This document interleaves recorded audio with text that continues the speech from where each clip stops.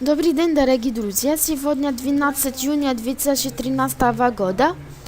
В течение этой недели мы заметили отсутствие экономических новостей, которые могут повлиять на курс евро-доллар.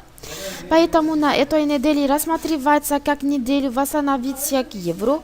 И мы ожидаем дальнейшего роста к уровню 1.3360.